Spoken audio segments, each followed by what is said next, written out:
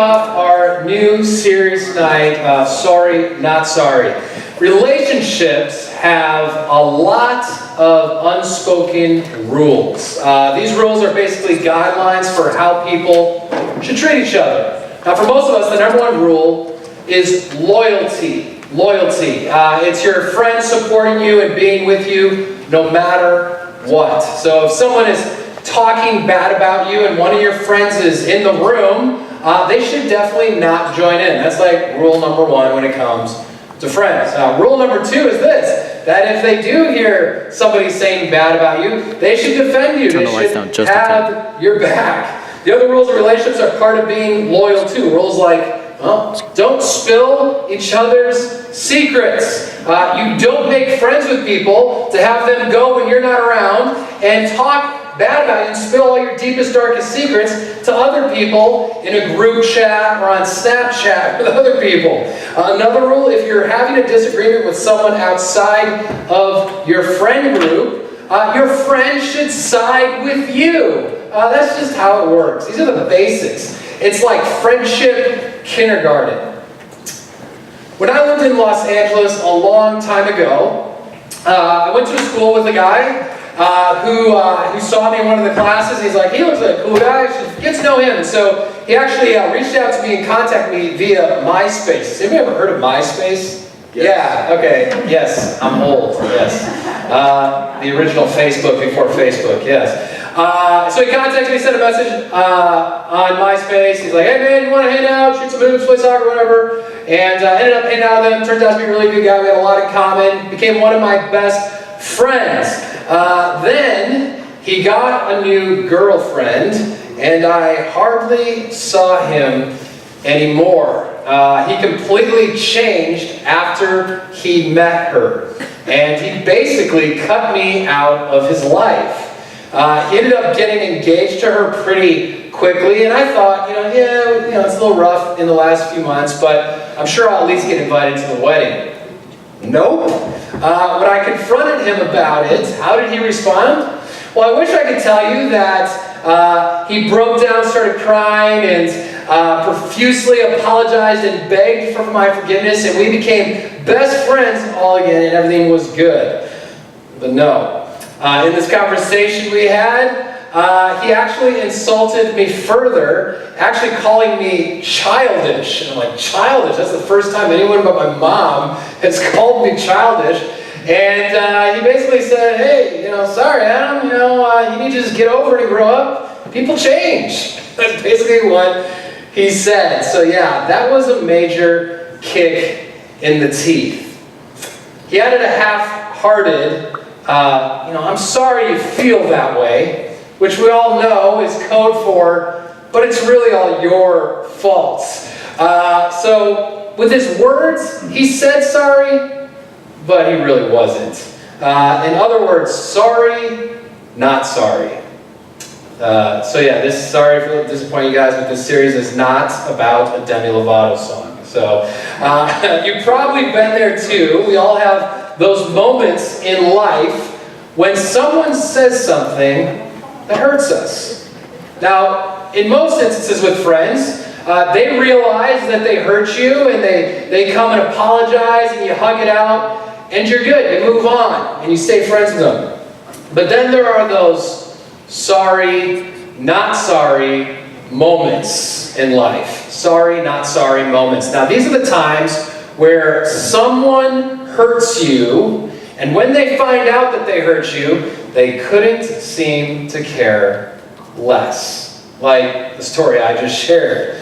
And it's in these moments when someone crosses a line and acts so badly and is fine with it that grudges are born. What is a grudge? Well, basically it's when you get mad at someone, and instead of hugging it out, all right, it's all right, man, I understand, I love you, bro, yeah, sorry about that. Instead of doing that, you hold on to that hurt like there's no tomorrow. And that's when you have a grade A beef with someone. Now, let's be real here. Chances are, with this many people in a room, I would hazard a guess that almost all, if not everyone in this room, has right now a problem with someone. That might be somebody at school, in your neighborhood, at home, but everybody has a problem with at least one person. In fact, I would say that having a grudge is so common, we generally don't even know we're holding a grudge. That's why maybe some of you are like, I don't have a grudge against them. I don't have any problems against someone. Just wait. You might not even realize it, because they seem just like a part of everyday life. Sometimes that person actually is sorry for what they did to you. And sometimes they're not. But either way, we're still mad at them. Big fights can start small. For instance, let's say last Friday night, you're on your group chat with your bros or your sisters, your best friends, and you're all talking, and like, do you want to hang out tonight? Nah, I don't think we're going to do anything tonight. And you're like, okay, I guess I'm staying home this Friday night watching Dateline and eating spicy Cheetos. So you're rolling through your feed, and you come across that same group of friends. Guess what they're doing?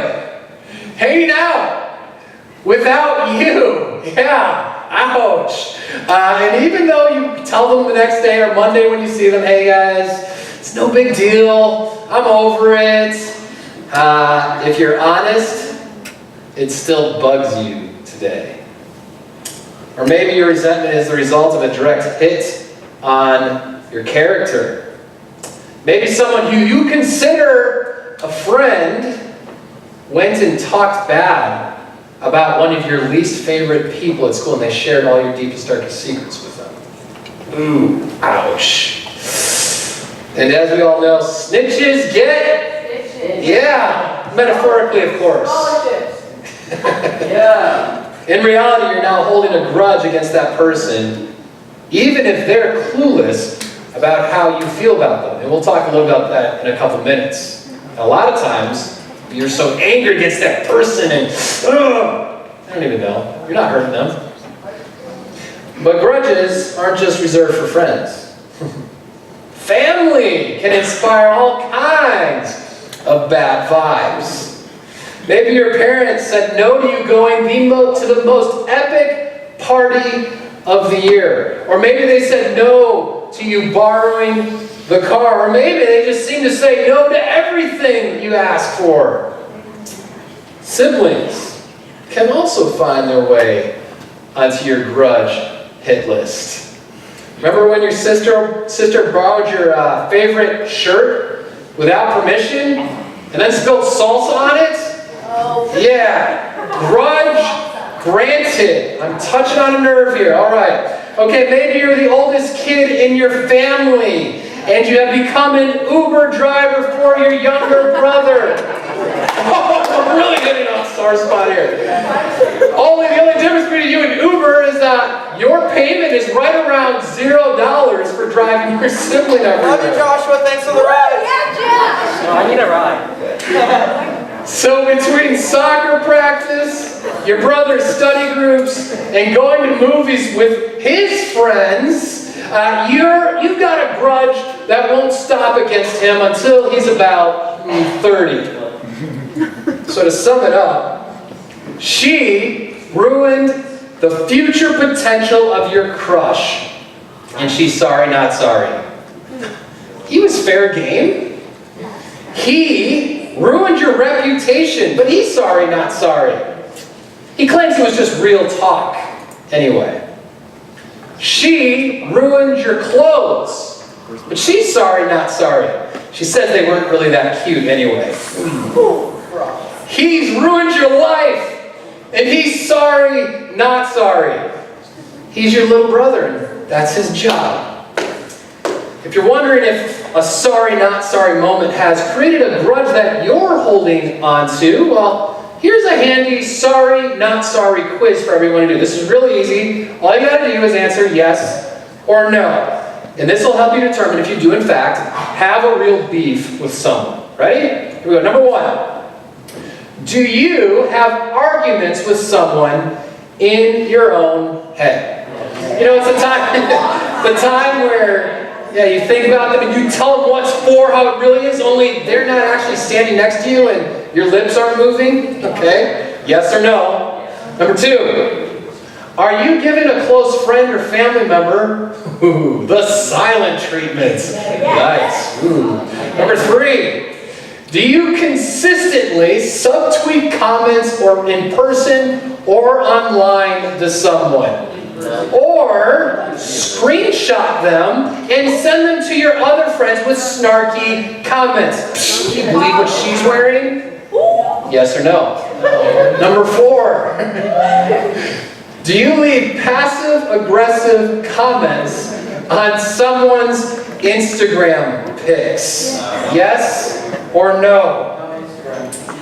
Number 5, do you think about ways you can pay someone back for what they did to you 6 months ago? Something half a year ago.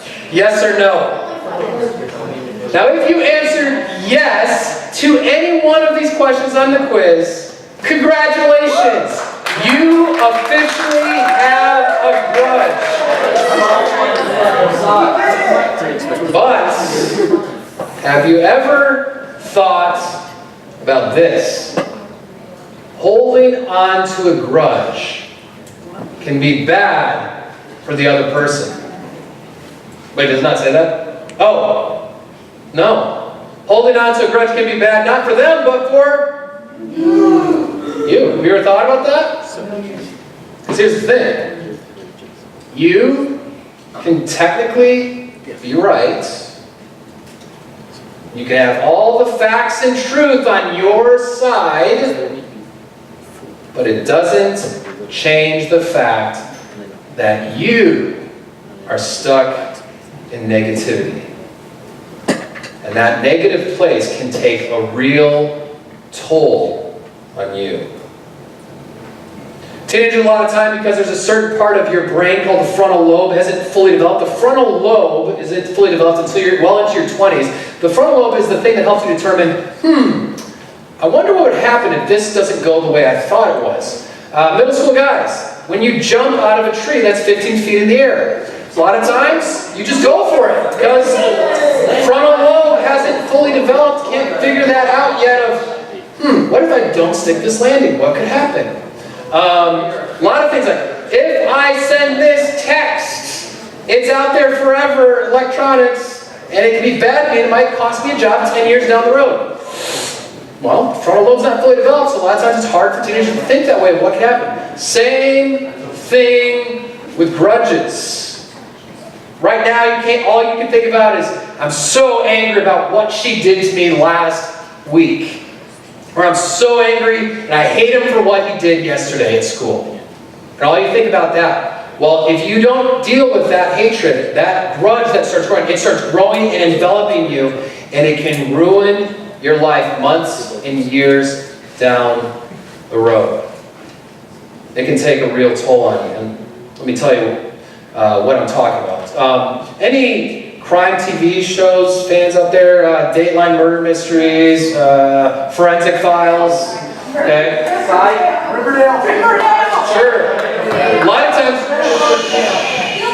of times on those crime shows, they will show what happens when a murder suspect is convicted, and they go to a sentencing hearing, which is where the judge tells them how long they'll have to go to prison, what their sentence will be. And in a lot of times at the sentencing hearings, they allow the family members of the victims to speak out. Their victim impact statements. And so they can tell the judge what the death of their loved one has caused them because of what the suspect's actions were. And so I've seen these on different shows and things like that. Well, I was looking at YouTube to research them because I wanted to show a video for you guys of what this is. But unfortunately, when these parents are talking about their loved one, a lot of times a son or a daughter who was murdered and the suspect is sitting right across from them in the same room, a lot of times the parents get so emotional that it's filled with expletives. I actually could not find a video that would be church appropriate that wasn't full of expletives. And so I have to explain it to you instead what happened. So I watched several different videos of this. One mother who was absolutely heartbroken, understandably very difficult, so she can't imagine what that would be like to have your son or daughter murdered. And the thing is with court trials, a lot of times this is a year, sometimes even 2 years after their loved one was murdered. So this is well down the road. And one of the videos I was watching, a woman actually said this. And the guy, the murderer is sitting right there. "I hate you. I will never forgive you. I hope you rot in hell." And when you watch the hatred on this mother's face, you can see she meant it. See, this mother, and there were several like her that were even worse than that one, they had allowed that grudge to fester over the course of a year or two into full-born hatred and rage. Another mother actually told him, "You have ruined my life," right in the courtroom. And again, unbelievable tragedy. That is the natural human nature to react that way. You took something from me, and now I hate you. I'm going to get back at you by hating you. But the only problem is, they're murderers. They probably don't have a conscience already. I mean, they committed murder.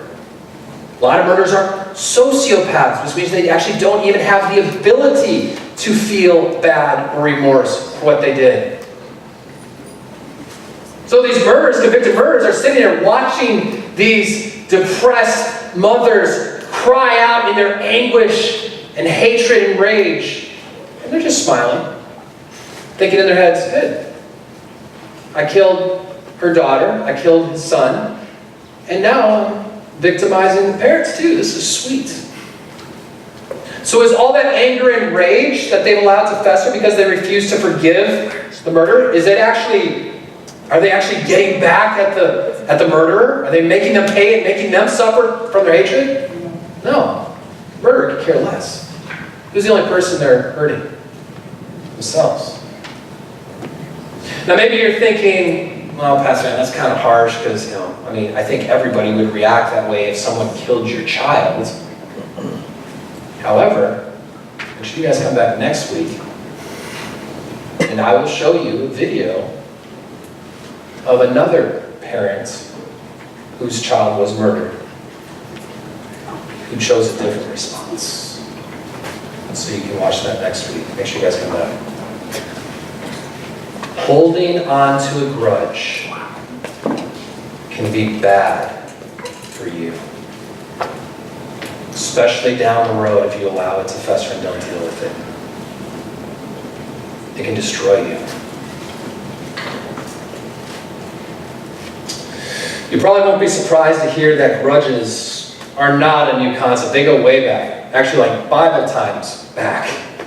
As long as there have been people, there have been grudges, and the Bible actually addresses this very issue. About 2,000 years ago, the church was just getting started, and one of the main leaders of the early church was the Apostle Paul. At the time, Paul was a rock star in Christian culture. But Paul wasn't just famous in Christian circles. No, he was also infamous outside of Christian circles. Meaning because he was such a high-profile believer, he was also a big target to people who did not like Jesus Christ. What kind of target? Well, here are a few ways that Paul suffered publicly for serving Christ. He was put into prison over and over again. Now, when we think as Americans, we think prison, we think nice, sterile, modern American prisons, clean. Now, these were ancient Roman prisons. Many times, Roman prisons were actually in caves or dug into subterranean vaults, which means they were dark, wet, infested with vermin and disease. No bathroom facilities, so you can imagine the smell. Rats everywhere. So the Apostle Paul, in his sleep, has rats chewing on his feet. He was beaten. He was flogged. And a lot of times, if you grow up in church, you hear flogging, and you might think, as most Americans would, that you're thinking, oh, like a flog, like a whip, like a cowboy's whip. No. when the Romans flogged someone, it was with a tool, a device called a flagrum, a vicious tool.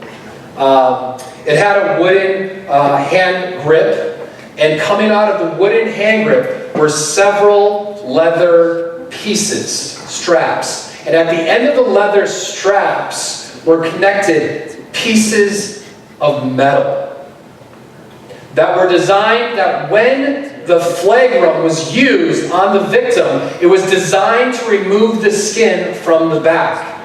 Not only that, but these big metal pieces were designed to pulverize the muscles of the back and the ligaments. It was a form of torture. And many times the victim wouldn't survive from the sheer shock. Yeah, this is what happened to the Apostle Paul. If that wasn't bad enough, he was also stoned. Now, stoning in Jewish culture 2,000 years ago was designed to kill the victim. And again, if you grew up in church, you might think stoning. You're probably thinking maybe a baseball-sized rock and throw it at a person. Well, the thing is using that by hand, that's a very hard way to kill someone. So what many scholars believe is that in stoning in that culture, they would try to pick up the biggest boulder that they could pick up over their head and then throw it at the victim's head to crush their skull. That was stoning. And that is what happened to the Apostle Paul. We read about it in Acts chapter 14. It happened in the city of Lystra. Jewish religious leaders from a neighboring city came and stirred up trouble and stirred up the people of Lystra against Paul, and a mob formed and tried to kill him by stoning him. And they thought he was dead, and they dragged him out of the city, Scripture tells us. He's laying outside the city, and his friends, the other Christians, gather around him, and they think he's dead. Like, it doesn't say that they prayed for him, or they know that that's it, our leader's dead. Then the Scripture tells us that miraculously Paul gets up, walks back into the city, and then the next day he goes on a journey to a totally different city. How's that possible if you've got a fractured skull, a concussion, and broken bones? So most scholars believe that God miraculously healed him there. All this to say, people were trying to literally kill Paul. Yeah, this is the kind of fame you don't want.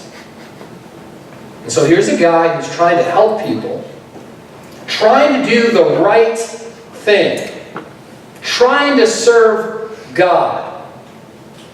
And how is he treated? Not great. Because of this harsh treatment, if anyone deserved to have a grudge against someone, or 2 or 20, it was this guy. But what Paul says about grudges is actually the opposite of what you probably would expect him to say.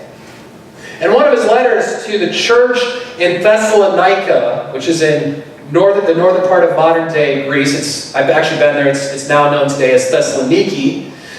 In that letter, Paul encouraged the new Christians there and challenged them to live differently than the world around them.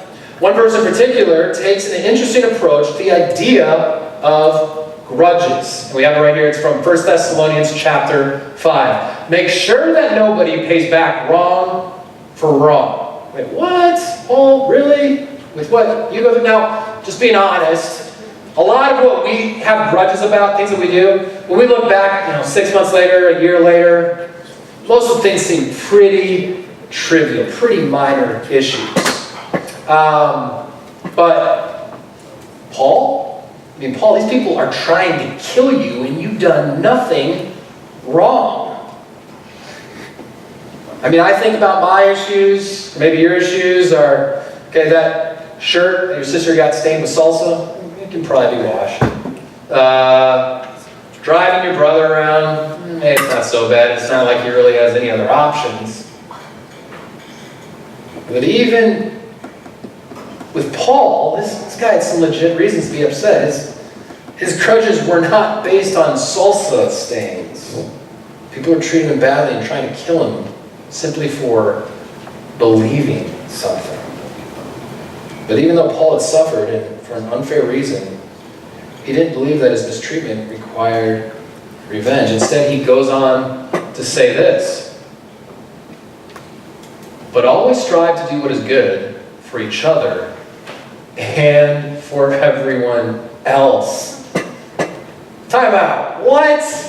So, not only is he saying we can't do what our nature tells us to do. If somebody wrongs me, I'm going to get them back. He's saying we shouldn't do that as Christians. But then he goes on to say, but actually, we should also be nice to the person that hurt us.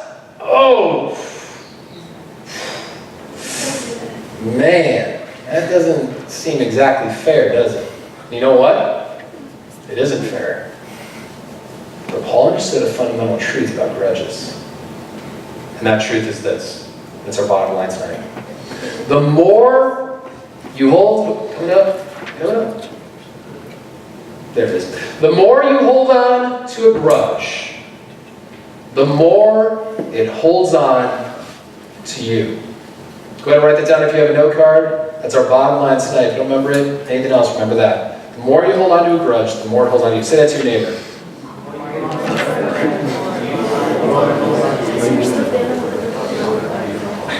Let me show you what I mean. Does anybody recognize what this is? What is that?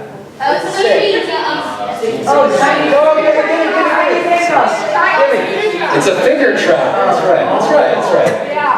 I know where you're going with this one. As a kid, I actually called them Chinese handcuffs, yes. They've been around forever. My mom said she even played with them back in the 50s. And so, anybody ever get one at a party or anything you ever went to?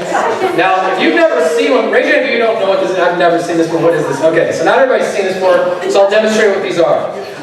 So what happens here is you put one finger on this side and then one finger on this side, and if you've seen this before, you know what happens.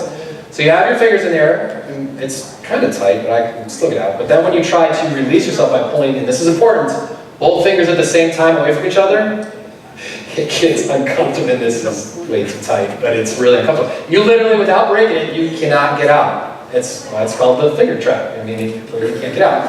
And here's the thing. The harder you work, and you try, you get angry, you try to pull it apart, the harder you try, the tighter the trap's hold is on you. Grudges work the same way. So how do you get out of it? Well, here's the thing. It's actually pretty simple how you get out of it. One side has to let go. You can't. No, it's not gonna happen. One side has to let go and release. And when that happens, guess what? It's tight, I'm not kidding. There it is.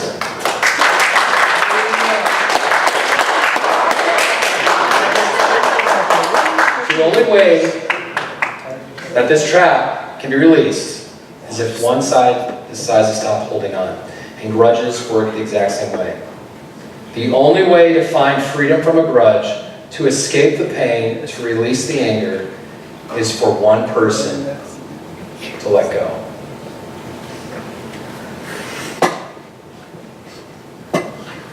To drop the desire for payback, to stop fighting, to let go of the resentment.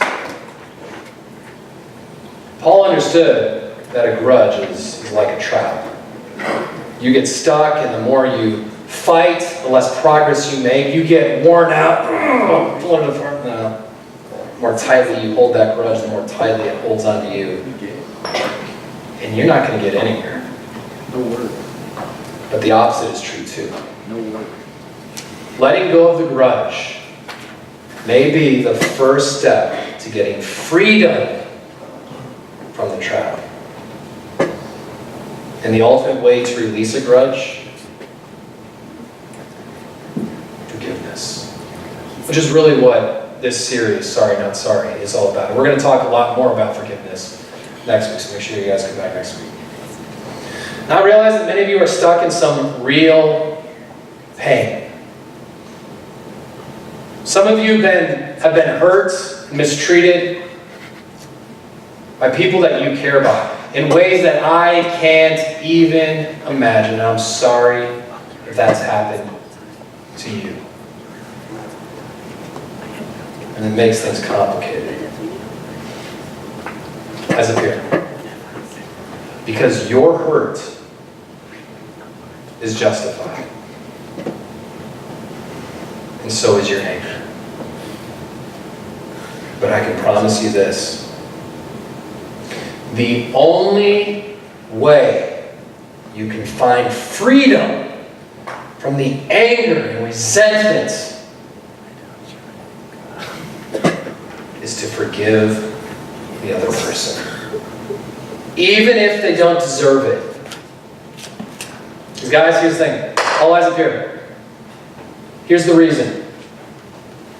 No one deserves to be forgiven. Not me, not you. That's the whole concept of forgiving someone. No one deserves it. So that should take out the argument. Pastor Adam, they don't deserve it. You don't have to do it. Yeah, I believe they don't deserve it. Yeah, no one deserves to be forgiven. Even if they're not sorry and don't apologize.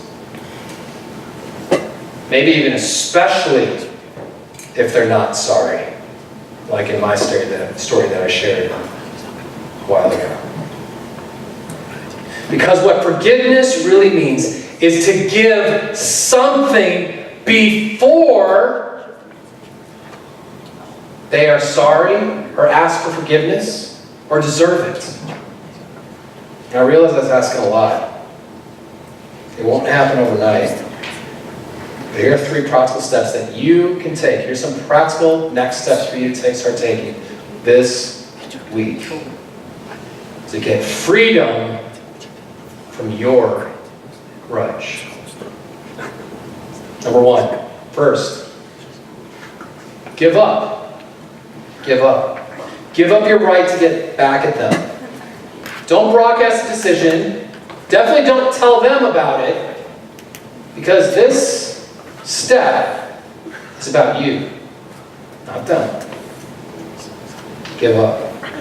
Second step, let go. Finger trap, release, let go. Let go of the frustration, let go of the anger, even the righteous anger that says, but I'm right. When you do that and let go, it removes the offense that was committed against you. And finally, repeat. Give up and let go. Again and again and again. There is no overnight success to escaping a grudge. It's a process. It takes time. Just keep taking one step. Then take it again. And then again. Hey guys, I get it. Giving up a grudge feels like the other person is getting something from you. As we wrap up this message tonight in closing, I want you guys to think about this. What are you getting from giving up your grudge? What are you getting for giving up your grudge? The friend I told you about at the beginning of the message, I wish, like I said, I wish I could tell you that he came and apologized, but that didn't happen. But I came to the point where I knew that this grudge was forming within me. And so several years ago, I decided that I needed to forgive him, even though he never apologized. Didn't do that for him. He did that for me. Because I knew that grudge was taking hold of me. And I knew that forgiveness was the only way that I was going to be released from that and find true freedom.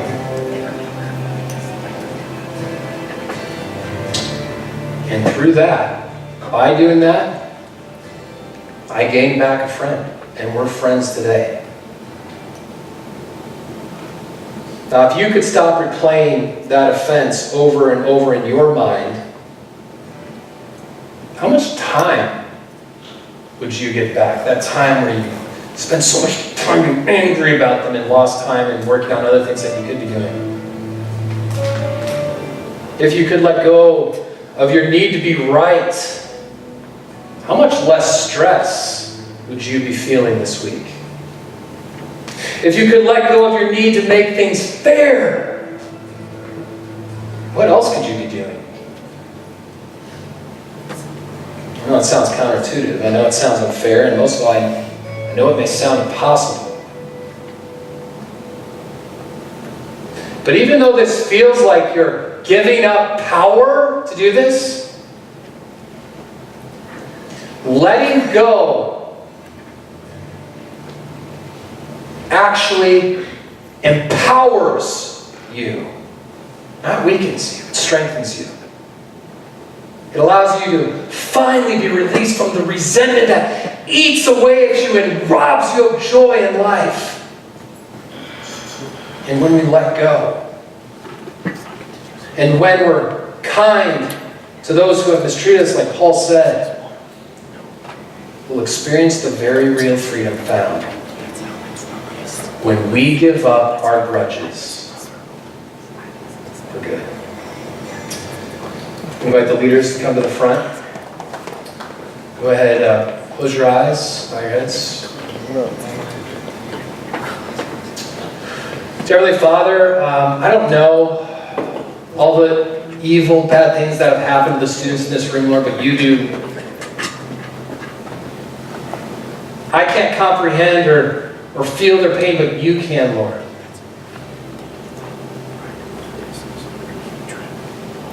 And Lord, even though it goes everything within our nature as humans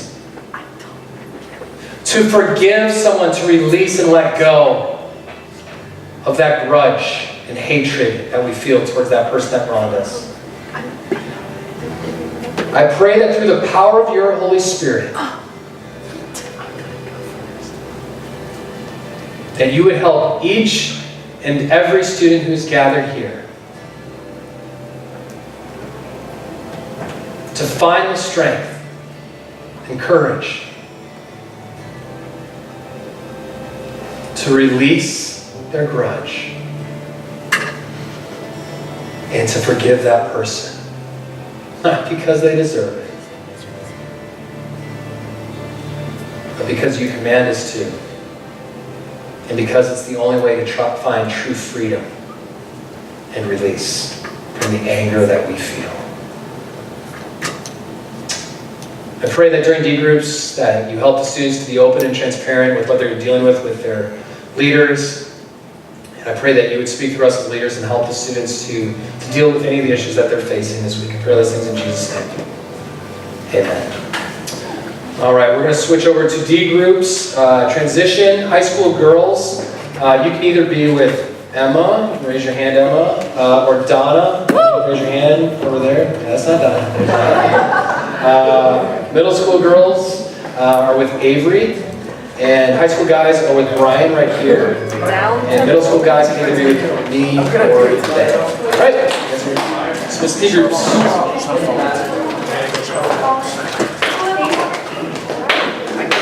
Black out? My hand along with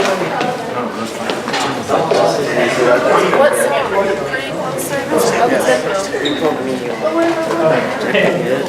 Oh, hey. That went too far. Oh,